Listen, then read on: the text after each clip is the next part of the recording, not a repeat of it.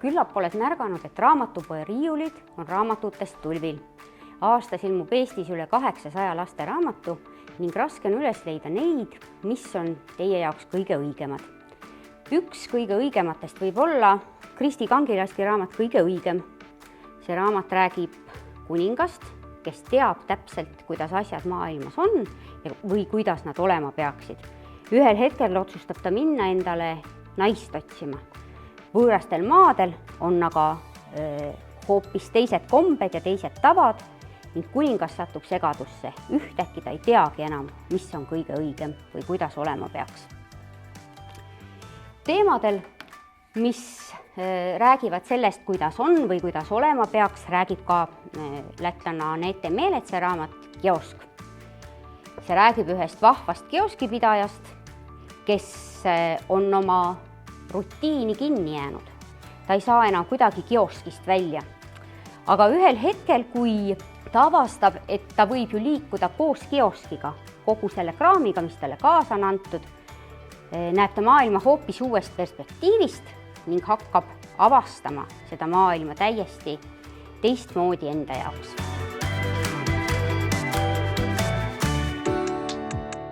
Sellest, mis on õige või mis vale, räägib ka Piret Raua värske lasteraamat Juurtega aed. Nagu paljudes tänastes lasteraamatutes räägitakse nendest asjadest, mis on olulised mitte ainult lastele, vaid on olulised ka täiskasvanutele, siis selles raamatus Piret Raud räägib samamoodi. Räägib sellest, kuidas meie metsades võetakse maha puud ning mis saab siis nendest puudest, vaestest üksikutest, kes sinna jäävad ja päris üksi seal olla ei taha. Üks puu otsustab minna teise aeda ja kuigi temale tundub, et ta on täpselt samasugune kui kõik teised puud, ütlevad sealsed kohalikud kasvandikud, et sina ei ole selline, sul ei ole ju juuri. Ja puu on esialgu õnnetu, kuid lõpuks leiab ta neid, kelle jaoks temas midagi põnevat ja toredat ning üheskoos sõpradega suudab ta siis selgitada välja, kes tema selline on ja kuidas tema teiste puude sekka sobib. Looduskatastroofist laiemas plaanis räägib ka Ilmar Tomuski Vapper siil. Selle raamatu peategelaseks ongi üks vahva siiliisa, kes tahab oma lapsed kooli viia. Tema mäletab kooliteed kui väikest metsavaheteed, mis oli väga turvaline ja mõnus liiklemiseks. Kui ta aga jõuab samasse kohta, näeb ta, et on ehitatud hoopis suur magistraal ning siilikesed ei saa kuidagi üle tee. Mida nüüd teha? Siiliisa peab haridust väga oluliseks ning otsustab üle tee joosta. Aga siis ikkagi tuleb auto ning õnneks märgatakse neid sealt.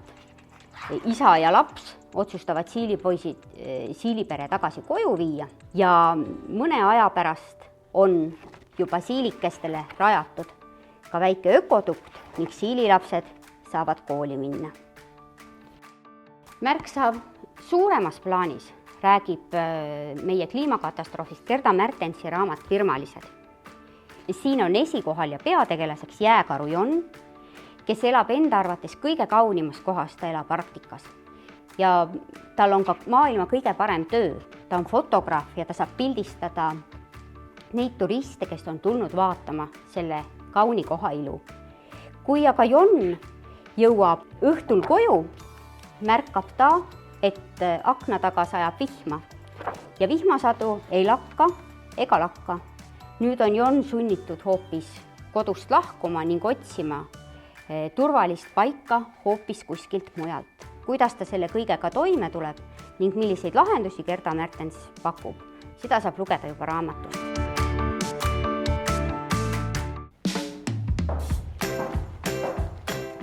Me kõik tunneme ennast vahepeal üksikuna. Kui tunneks, on meil olemas sõbrad. Nõnda on ka jänesel. Tema parim sõber on siil, kellega nad metsas kokku said. Kui nad on terve suve koos mänginud, ei suuda nad kujutada, et nad üksteisest suudaksid lahkuda. Ühel päeval, aga mida lähemale jõuab sügis, seda imelikumalt aga siil käitub. Ta väsib ära, ta ei taha enam mängida ning ühel päeval, ühel hommikul jänes enam ei näe teda. terve talve ootab jänes siili ja ta mõtleb, et sõber on ta hüljanud. Kui siis aga kevad kätte jõuab, on siil taas tagasi ja vanad sõbrad koos. Siilist ja jänesest on ka teine raamat, Meie kahekesi jääme alati sõpradeks, mis räägib sellest, kuidas teinekord on sõpruses raskeid hetki ning vahest juhtub, et su sõber tahab mängida hoopis kellegi teisega. Benji Davise raamat Vanaema linnupoeg räägib samuti üksindusest. Ta räägib ühest poisist, Noist, kes läheb külla oma vanaemale, kes elab üksikul saarel. Poiss tunneb ennast alguses väga üksildasena, sest tal ei ole oma isa ega ühtegi sõpra seal saarel. Ja vanaema käitub hoopis teisiti, kui käitus kodus tema isa. Ta sööb täiesti teistsugust toitu, ta norskab. Kui siis poiss aga leiab ühel tormisel ööl ranna äärest väikese linnukese ja vanaema tuleb teda päästma, otsustavad nad koos linnukese üles kasvatada. Nüüd suudab poiss näha ka vanaema seisukohta, et vanaema, kes elab üksinda saarel, võib samamoodi olla üksik. Üheskoos linde kasvatades veedavad nad koos suve ja suudavad siis üksteisega paremini hakkama saada. Katri Kirkopelto Molli ja maailma äär räägib samuti mollist, kellest juba 2 varasemaski raamatus on juttu olnud. Seekord tunneb molli imepärast kihelust. Ta tahaks minna reisile. Sõber julgustab teda ja ütleb, et see ongi reisi ärevus, sa pead nüüd minema reisile. Kui aga molli on astunud vaevalt oma koduuksest välja, tunneb ta juba, kuidas miski teda hoopis risti vastupidi jälle koju tagasi tõmbab. Koju tagasi jõudnuna ei ole midagi paremat molli jaoks kui sõber, kes teda on kogu aeg seal kodus ees oodanud. Vahva raamat uute kohtade leidmisest. Reisile läheb ka karu. David Littfeldi raamatus Karu ja klaver. Ühel päeval tuleb metsa klaver. Karu leiab klaveri üles ja proovib seda mängida. Iga päev tuleb ta uuesti tagasi, kasvab natuke suuremaks ja õpibki mängima. Karu on mängides klaverit kõige õnnelikum. Teda kogunevad kuulama metsaloomad ja siis näevad teda juhuslikud turistid. Loomulikult tahetakse karu viia linna ja näidata kõigile teistele. Karu on õnnelik ka linnas, sest ta saab esineda just nii palju, nagu ta tahab. Aga siis ja nii suurtel lavadel, kui vähegi võimalik on. Ometi igatseb ta hoopis millegi muu järele.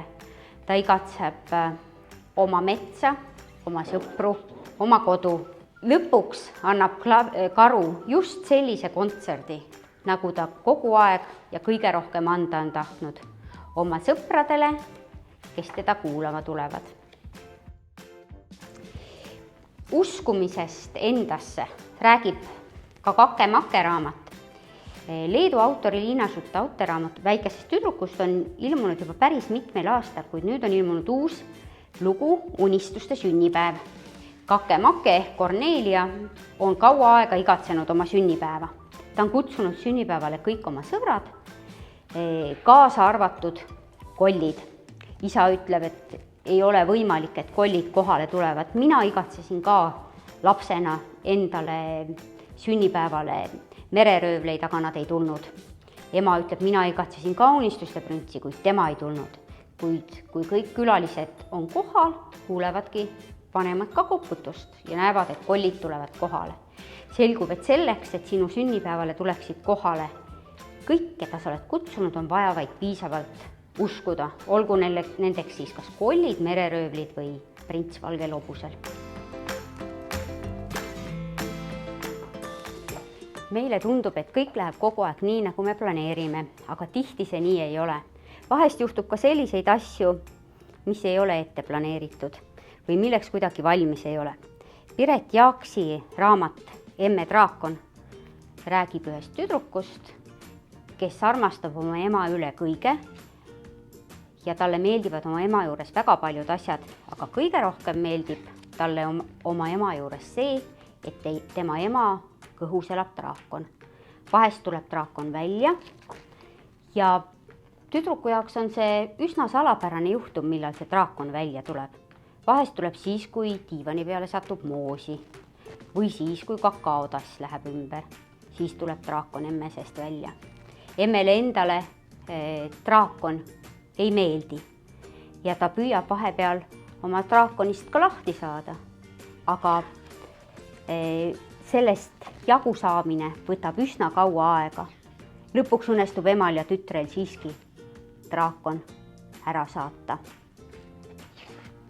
Kui emal on draakon külas, oleks ilmselt kõige parem külastada oma vanaisa. Indrek Kohv räägibki oma vanaisast raamatus, kui ma oleksin vanaisa. Peategelaseks on siin üks vahva poiss, kes mõtleb, milline tema oleks siis, kui ta oleks juba suur ja ta oleks juba vanaisa. Siis ta arvab, et tal oleks meeletult palju lapsi ja tal oleks kõigi nende laste jaoks aega. Ta jõuaks neid kõiki jala peal kiigutada, kõigiga mängida ja loomulikult armastaksid need lapsed teda üle kõige rohkem kui oma vanemaid, kui oma emasid ja isasid. Aga natukene peab veel poiss kasvama. Anti Saare raamatus Suur koogitegu otsustavad lapsed küpsetada laupäeva hommikul pannkooke. Ema-isa veel magavad väsitavast nädalast ja nemad otsivad köögis välja kõikvõimalikud kokaraamatud. Üheskoos leitaksegi retsept, aga kuna lapsed on loomingulised, siis otsustavad nad ikkagi teha tunde järgi selle taina valmis. Siis aga juhtub, et saab liiga palju jahu ja siis jääb jälle liiga palju piima ja siis on natukene mune vähe, kuni lõpuks on valminud terve hunnik tainast, mis kõik tuleb ära küpsetada. Õnneks ärkavad lõpuks üles ka ema ja isa ning tulevad lastele appi.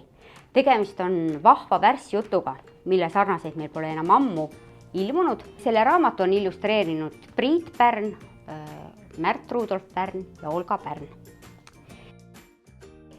Helena Kochi raamatu Kõhumäss on samuti illustreerinud needsamad kunstnikud ja mõnes mõttes räägib see natukene sellest samast asjast.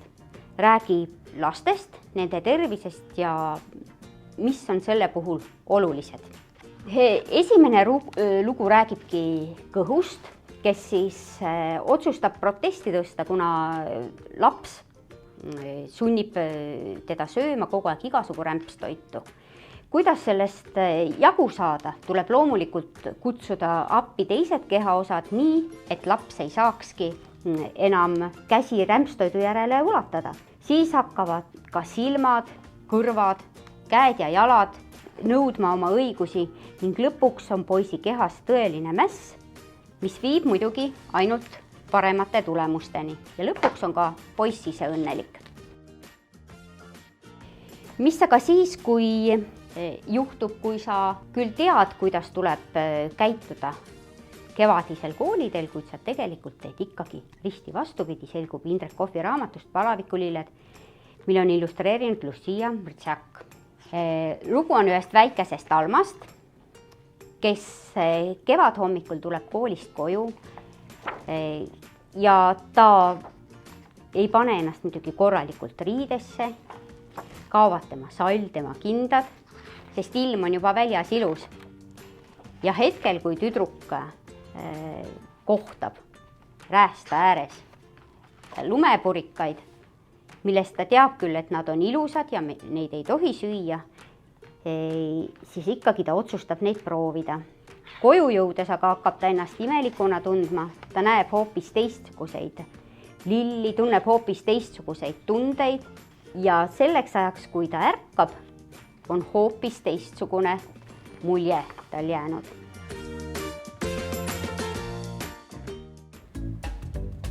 Mõnikord on nii, et tahaks kuulata mõnda pikemat juttu, kui mahub ära ühte pildiraamatusse.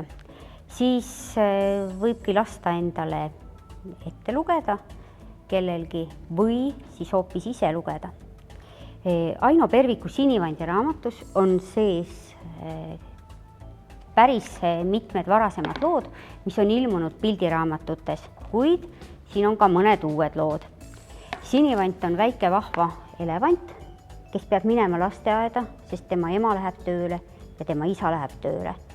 Seal lasteaias hakkab siis juhtuma Sinivandiga igasuguseid asju. Kuidas ta leiab endale oma esimesed sõbrad, kuidas ta tuleb toime sellega, et ta on üksi, kuidas tuleb ta toime nende ülesannetega, mis talle antakse. Õnneks Sinivandi puhul läheb kõik kenasti ja hästi, tal on hästi toredad lasteaiakaaslased ja toredad sõbrad ning ka toredad ema ja isa, kes oskavad talle elu erinevaid asju selgitada. Anti Saare Anni asjad on ka hästi tore raamat. Räägib samuti väikesest tüdrukust nimega Anni, kellel on 2 vanemat venda, Mats ja Saamuel, ja lisaks on tal ka ema ja isa, aga Anni on oma peres muidugi kõige tähtsam ja Anni jaoks on väga olulised tema asjad. Nii näiteks on talle tähtis tema seljakott, mille lõpus või mille põhjas on üks ära näritud lutsukomm, mis enam põhja küljest kuidagi ära ei tule. Aga see Annit ei sega, sest ta saab ikkagi kommi lutsutada, kui ta pea kotti paneb. Anni jaoks on tähtsad ka igasugused kangid, joonistused, väikesed hirmud ja põnevused, mis teda ees ootavad. On tore, et Anti Saar on osanud väga täpselt kirjeldada, kuidas üks väike laps mõtleb ja ta pole lõpuni ära selgitanud asju, vaid tema raamatutes ja tema juttudes jääb alati midagi ka lugejale endale mõelda. Siis on Anti Saarelt on veel üks raamat Pärt Plindris. Kui te olete märganud, siis varem on ilmunud Anti Saarelt 5 Pärdi lugu ja selles raamatus on kõik need Pärdi lood nüüd üheskoos olemas. Ja tore on, et nad on siin olemas, sest need pildiraamatukujulised Pärdi lood on kõigil juba ammu ära loetud või raamatupoodidest otsa saanud. Kui Anni oli tüdruk, siis Pärt on üks vahva poiss, ta on natukene vanem kui Anni, ta käib 1. klassis, kuid temaga juhtub igasuguseid asju. Näiteks peab ta seisma päris üksi poejärjekorras, kui isa läheb pärmi otsima. Ta peab tulema toime kimbatusega, kui naabriaias paistavad ahvatlevad ploomid. Ja samamoodi eksib ta linnas natukene ära, kui ta jääb bussi peale liiga kauaks unistama. Tore ja vahva raamat. Uuel kujul on nüüd välja antud ka Aino Perviku Paula lood.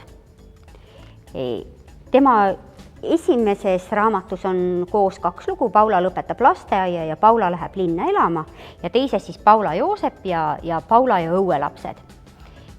Aino Pervik räägib hästi põnevalt elust praeguses Eestis, ilmekalt tulevad esile need probleemid ning see, kuidas laps neid probleeme näeb. Ja tore on see, et raamatutes on ema ja isa, kes selgitavad Paulale ja tema vennale, kuidas elu käib ja miks kõik ei kulge alati nii ilusasti, kui tahaks.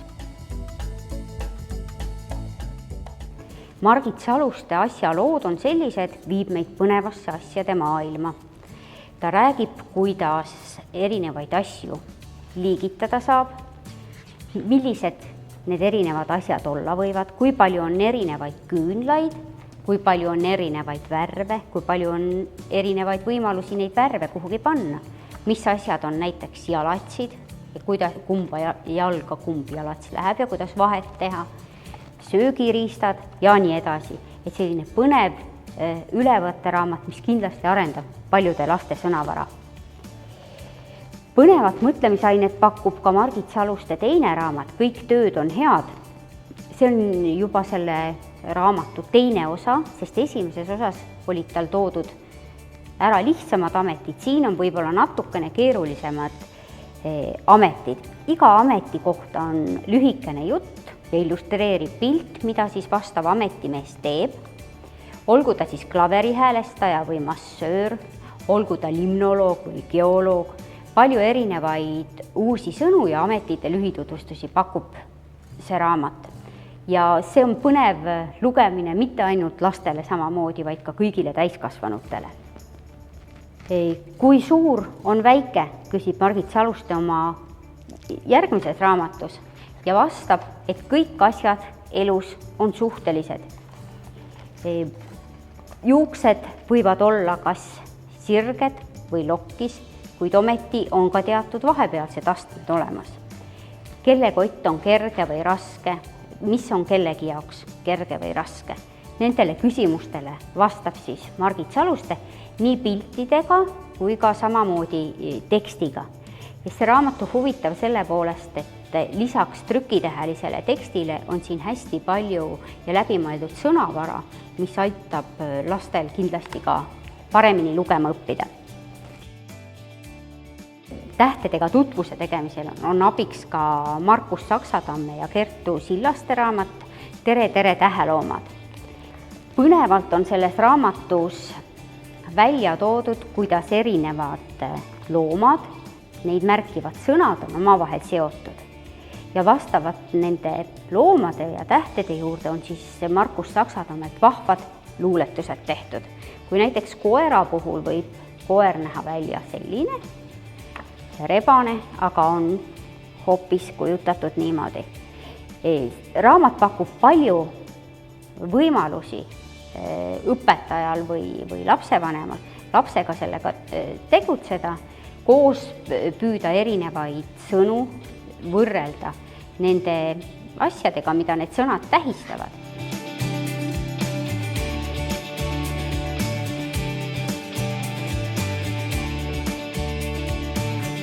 Rääkisime täna teile paljudest raamatutest. Esimene neist oli Kristi Kangilaski Kõige õigem. Milline raamat on sinu jaoks kõige õigem? Selgub siis, kui sa oled nendega ise lähemalt tutvust teinud.